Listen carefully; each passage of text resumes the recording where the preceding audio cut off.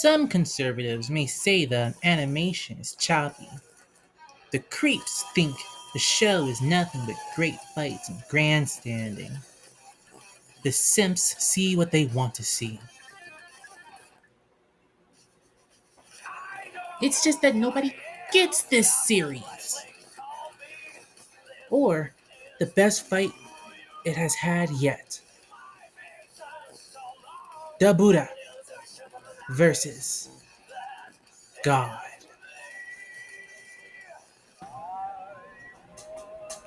And you don't have to tell me that Record of Ragnarok isn't very accurate to its, you can say, source material. That ship has long sailed. But this is a Japanese comic book talking about the Buddha, Buddhism, Buddha nature. You can't tell me there isn't pressure to get this one right. Chapter 42 On the Precipice. A heavenly pasture in Valhalla. Buddha has been visited by Zeus. Zeus is yet again impressed by humanity's performance and asks for a nutty buddy. Buddha declines.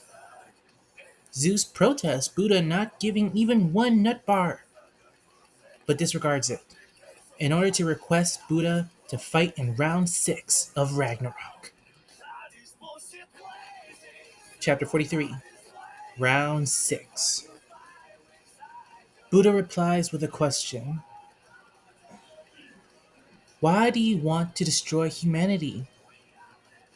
Zeus replies simply, because he doesn't like losing. This is the nature of the gods. Buddha ponders this reason and smiles, exclaiming, I like your spirit. This goes into Record of Ragnarok's idea of Buddhist nature, and we'll get into it later in the video. Elsewhere, in a nearby infirmary, the 7 lucky gods are being treated for a previous wound dealt to them by Buddha. They converse on how scary and superior Buddha appeared. Nonetheless, they will kill him the next time they meet. And that's when they encounter the murderer previously known as Jack the Ripper, whose aura makes strangers want to kill him violently. However, a part of the 7 lucky gods forbids this, and they all walk away, being displeased at how comfortable others look. Now at 3-2 in the gods' favor, round 6 is about to be announced by Heimdall. He expressed the irony of Buddha fighting him to end humanity, for long ago he had helped humanity with their worldly desires, and showed them the path through darkness, abandoning royalty, family, worldly desires, the 6 emotions of happiness, anger, sadness, fear, love, hatred, and desire. He walked this path alone, and in a 6 years' time, he had gained enlightenment. Born alone, living alone, fighting alone. Buddha exclaims, throughout heaven and earth, I alone am the honored one. Throughout heaven and earth, I alone am the mighty one. Only I am strong. Before walking to the opposite side of the arena and announces that he is in fact fighting on the side of humanity. The crowd of gods protest this turn of events. Buddha says to shut up. If the gods won't save humanity, then he himself will. And if any god were to get in his way, he will strike them down. Chapter 44 Zero. Awestruck, fright, confusion, astonishment, shaking heaven and earth to their very core, as even the highest of gods could not conceal their anger. Best Girl Brunhilde surmises that Buddha is far too brave to be told what to do so easily. You see, right after being voluntold by Zeus, Buddha went and found Brunhilde. He exposits that he taught her how to perform soul resonances, humanity's only saving grace against the gods so far. He concludes that Bruchan intended to make him fight for humanity all along. Brunhilde insists that she would never make him do anything he doesn't want to do. Buddha compliments her eyes, the eyes of a conqueror or punk. That aside, he won't overlook this obvious manipulation tactic, gaslighting, and warns Brunhilde that he is going to use this newly acquired ill will to punish her in the foreseeable future. Zeus allows this quick action play by the Buddha. Odin wants to test Buddha's gangster, but Buddha reaffirms that he alone is the honored one. Honored to experience life in the first person, I guess. But the other gods aren't really fucking with it. Now, punishment is being chanted out of nowhere, along with foreboding Chinese melodies, where I don't know why, but I feel like the gods are about to run a train on Buddha. The rules don't forbid it. Nay, it is the seven lucky gods. However, they were originally one. They exclaim that he's going to give Buddha a beating. He's excited to combine in order to do so. The result is the legendary seventh lucky god, the original Zero Fuku with the satanic energy. What's going on there? Although the package is small, Zero is talking heavy to Big Bro Buddha, saying, I want to murder you. Chapter 45, Zero's grief, by the way. He calls him a human meatbag. He claims Buddha isn't paying attention. He tells Buddha to go to hell, calling him a yellow-bellied coward for dodging his blade. And this disdain towards Buddha's resemblance to humanity isn't unfounded. In the past, Zero Fuku felt compassion for the dead, old, sick, failures, the spiteful, and the mourning. He even went as far as to absorb all the misfortune in his region, allowing it to thrive before him, despite the disabling pain it brought. However, this virtuous act also allowed humanity to be empowered by their nature, drowning in the debauchery and sin. And in the end, humanity, with zero remorse, forgot all about Zorofuku way after the fact. That's when he first met Buddha during his time on Earth. Zorofuku couldn't understand how a man who appeared to have given others nothing but a handful of beans could lead so many happy people when he himself failed in this endeavor. Zorofuku confronted the Buddha right then and there to ask the real questions. Like, with all this money he made, why is it that nobody he helped is happy? The Buddha replied that true happiness is only something you can attain yourself. First, get comfortable being yourself, and that path will become clearer. Buddha then outstretched his hand to Zorofuku to come along with him.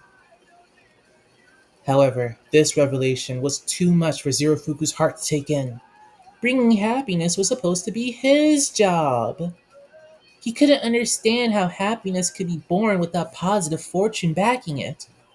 Even if such a thing is possible, wouldn't that make him useless? A moot point? It was too much to bear. all of Zerofuku's pain and efforts being seemingly for nothing. This negativity fed the demons in Zerofuku's horns, and humanity's destruction was all Zerofuku yearned for.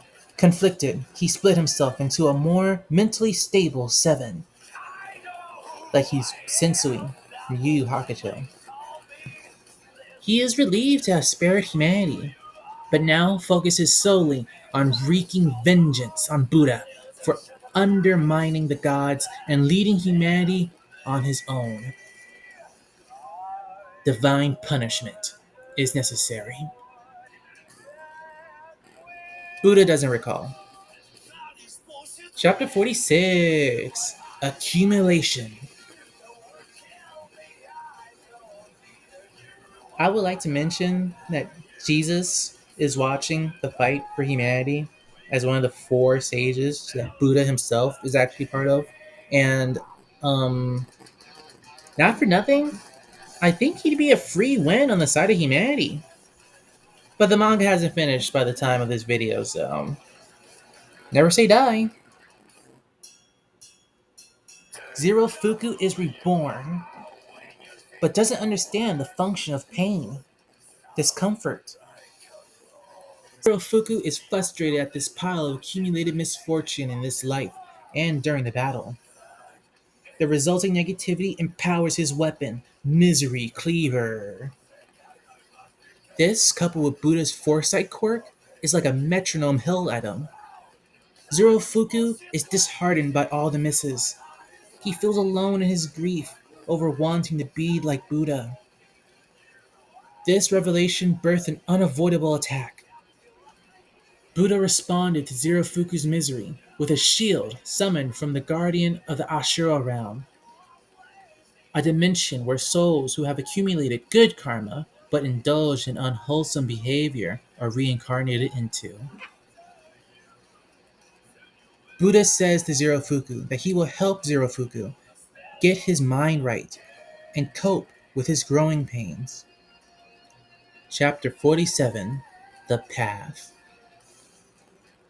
Zero Fuku is frustrated by Buddha's devil-may-care attitude. Buddha pulls out a Kanabo club thing that comes from the animal realm, a dimension where unwholesome and animalistic souls who lack virtue go to be reborn as animals. Explains a lot about your average house cat. This weapon's name is Nirvana. In order for Buddha's scroll to transform, he has to be feeling a certain way. Due to the nature of the Buddha, the weapon's shape and properties comes and goes, like weather phenomena. This specific weapon, Nirvana, comes from the Buddha nature depicted in Record of Ragnarök.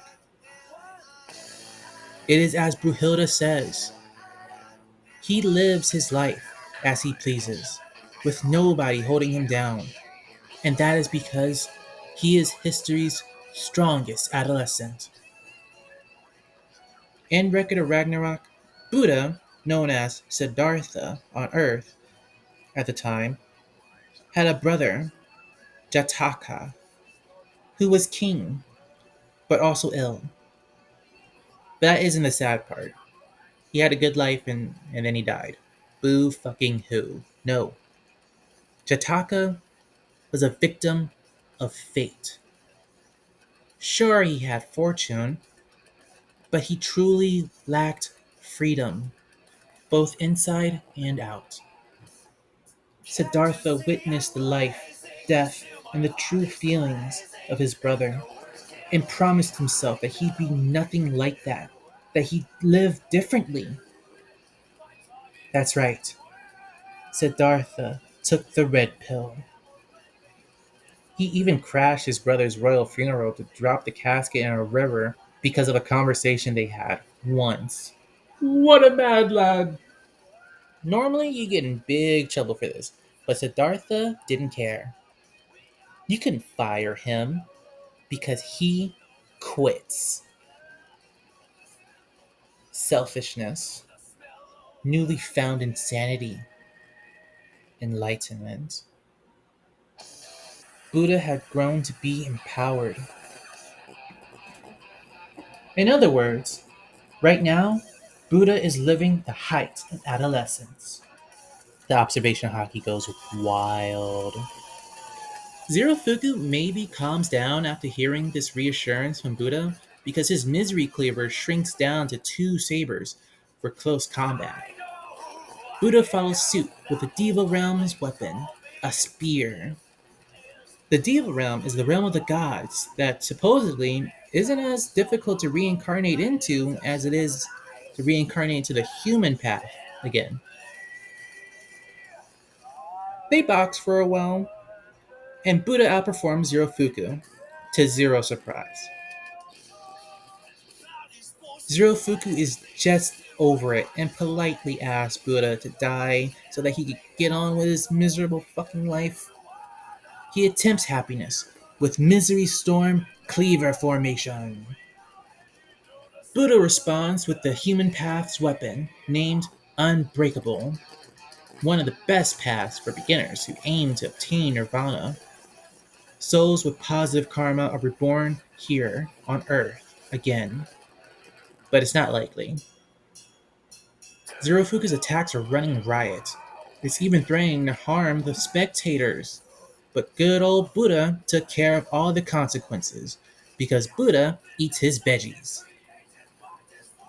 The human path slices through Zerofuku's negativity like it's wet paper. Gross. This frustrates Zerofuku further. Buddha gets all the praise and attention in a way he could never surpass. Why can't he get that same energy from humanity? He doesn't understand. Buddha exclaims, one is one's own master, and that Zerofuku has to wisen up and learn to love himself. Zerofuku doesn't get it. Let's sigh. Buddha seems to like him though, but I mean, what's there to like? Zerofuku has no patience for riddles when he had a moment where everything clicked. Yes, he wanted his own Buddha nature and the acceptance that supposedly comes with it. Zerofuku's misery cleaver vanishes. Buddha drops his weapon and raises his fists to match Zerofuku. Because who needs all that extra baggage, you know? In this way, they can both reach enlightenment. Now they're boxing. For real. Buddha always understood Zerofuku, and now his stamina dwindles. Zerofuku is all tuckered out, yet he's the happiest he's ever been. The second turning of the Dharma. Zerofuku is blown back by a straight from Buddha. He couldn't match the Buddha nature in the end, because unlike Buddha, Zerofuku lacks raw sex appeal. And what's worse, he did it for a thank you. That one was for Jesus. Chapter 49, The Legend from the Netherlands. Zerofuku hasn't felt this good in thousands of years. He feels good. He's considering believing in humanity. He's wanting to help them once again. His demon ox horns even fell off. He's such a good boy, and no. Oh no. Oh my god. What the hell? Something's happening to Zerofuku and it's not his or Buddha's doing. Buddha was going for a friendship fatality. This this is just spiteful. This isn't Zerofuku's final form. This is something sinister. The horns of the Netherworld. The legendary berserker of the Netherworld. Demon Lord of the Sixth Heaven. Hajun. Which I thought was like an OC from the mangaka, but no, it's actually turns out Hajun or Mara is part of Buddha's lore. So, points. He is a demon of self love, pushed to the toxic, coupled with good old fashioned hatred. So, he's a Satan, in case you couldn't tell by looking. And he's singing that same tune about divine retribution. Like, get off it, man. If you want to scrap, just own it already. This is a relatively safe place for that kind of bleeding heart himbo warrior jazz. Not to say this arena is safe for literal bleeding hearts. Gods come here to die. Chapter 50. Dark clouds hang. Zero is gone. All that remains is Hajun. And in his own playful, enigmatic way, wants to run everyone's fade. And I wonder who walked in chewing bungee gum like it's nobody's business, holding that exact same energy in his nuts. Siddhartha! At white light and black shadows blending, the horns of the netherworld shall awaken, and eternal darkness shall be born. So, what I'm getting from this is the conflict between Zero's not jealousy, but envy, and his admiration of Buddha being resolved. Zero's character development summoned Cthulhu. And he's a bad jammer lammy. Because Hajun is negging Buddha's Sharingan. So he's actually having to fight this dude. And the shot's fair. They swap hands for a minute, dead even. Buddha never had anyone boss up to him like this and calls Hajun a freak. An inspiring comment by the Buddha. It just gets freakier from here. How freaky? Pillar Man freaky. And that's pretty freaked up because any JoJo reference is too bizarre in context. Hajun delivers divine punishment, but it's blocked by Buddha's Ashura path, ahimsa, meaning non-violence. Chapter 51. The cursed seed and the pure soil. They clash. Hajun punctured Buddha's shield, wounding his eye. The Ashura path failed to subdue narcissism and contempt. I mean, Buddha ate it. He sure ate it. Now they're mixing it up with the human path, and it's a stalemate. All this devil cares about is suffering and how to prolong it. Is it trying to run for heaven's most helpful boss? Did Ares just name drop Jehovah? Who even is he? Figures you can't rely on him sticking around when you need him most. Hajun mocks Buddha for believing Zero Fortune is anywhere listening, but acknowledges that helping Hajun in any way reach his full power would have made the kind-hearted god happy. Wow, it really doesn't get much sicker than you. Buddha gets pissed, and the Six Path staff reacts to his emotions and succumbs to hatred, birthing a scythe, powered by a new path foreign even to Buddha himself, the Preta path, a dimension for crackheads, itching for the next fix. They're fiendish specters who decisively have a problem. Buddha swings, and Boulder Dash. Look, if you made me look at this again and ask if it's gonna be good or bad, I don't know. I mean, Buddha's playing it off. I know he didn't see it coming. Chapter 52. Light and Shadow. Hey, if you're enjoying the video, like and subscribe. I hear it helps. And then Buddha laughed. Not because he's gone insane. No, no, no, no, no, no. For you see, Hajun is afraid to try new things. Um, okay, just expose Hajun like that, I guess. Who cares? Valinda! A sound body begets a sound mind. No, a sound mind begets a sound body. Buddha and the seven lucky gods tap into their wells of compassion, connecting the two through this truism, this fact of life, forged the sword nirvana.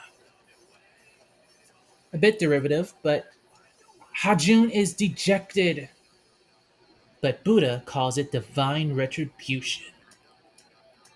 Chapter 53, Path of Light.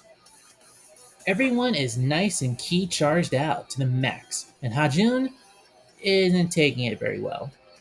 He's feeling the pressure, and that ego death is gonna hit him like a truck. Buddha was already supposed to be dead like an hour ago, and if he wants to start a successful corporation in the next century, he better get chopping. It's an exchange, but you have to be quicker than that. Hajun chopped Buddha's after image. Never get tired of that.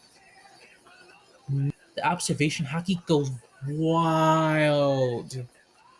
With a decisive slash, Buddha and Nirvana cleave the bully in two. Clutch! Puny God. And there goes Zero. He was fighting for so long. You couldn't tell by looking at him. Peace born from compassion. Two seemingly contradictory feelings found balance within this honorable God, who put the kibosh on narcissistic contempt and hatred. This is Zero Fuku, one who can birth blessings out of disasters. I live by this philosophy. What I just said, and the way Record of Ragnarok depicts a living Buddha. Look, I'm just a clown. I'm just one clown.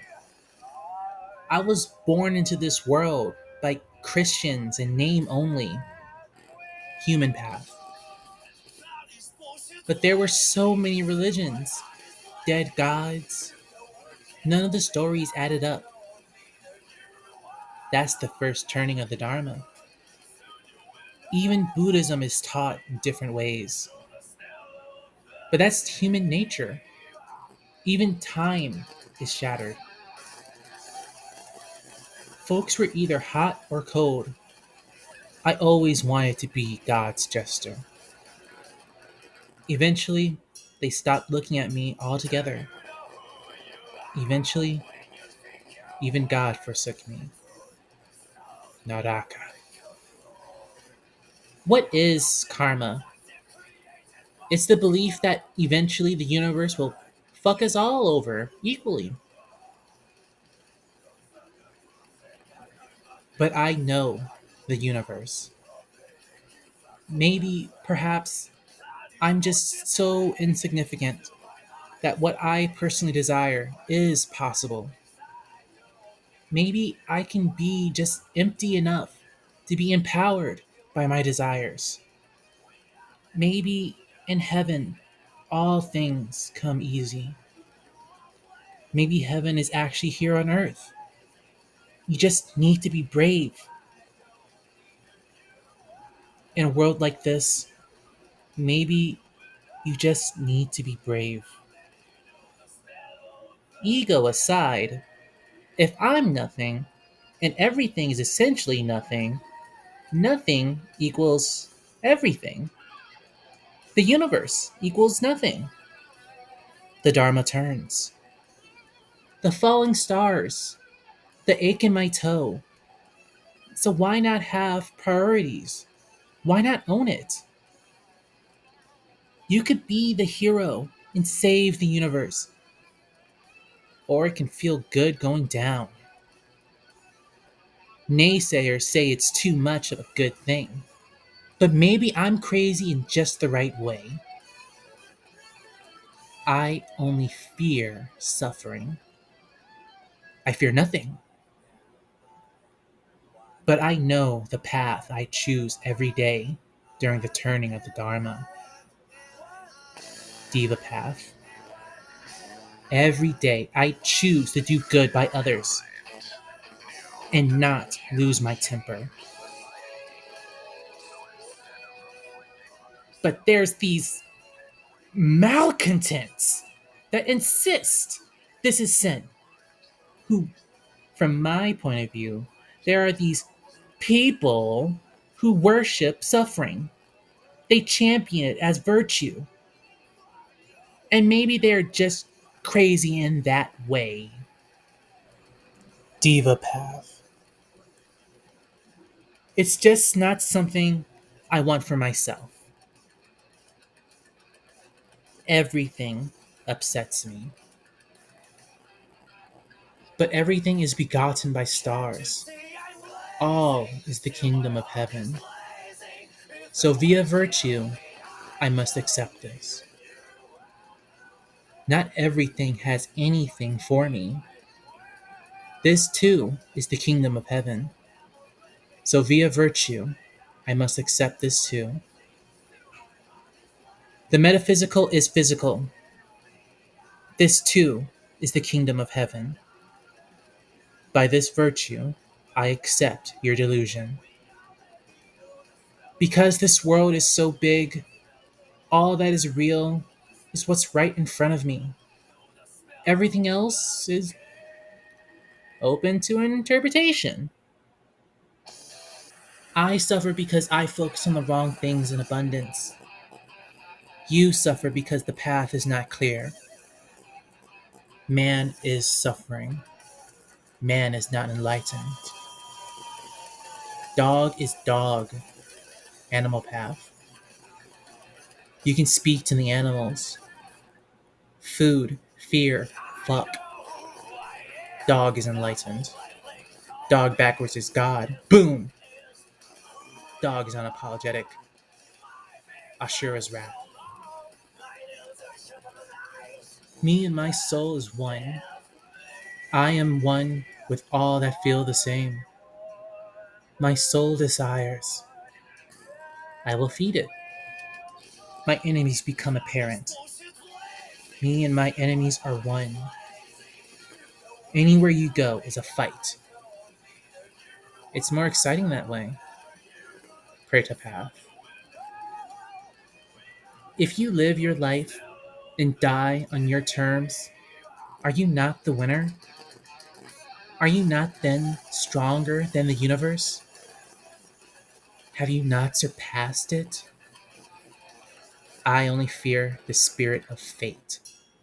No, I hope. Hope is a prayer. Prayer is the only thing all gods have promised us.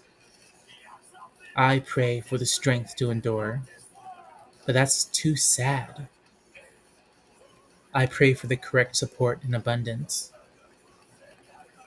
A prayer made manifest from words to ether. Vibes.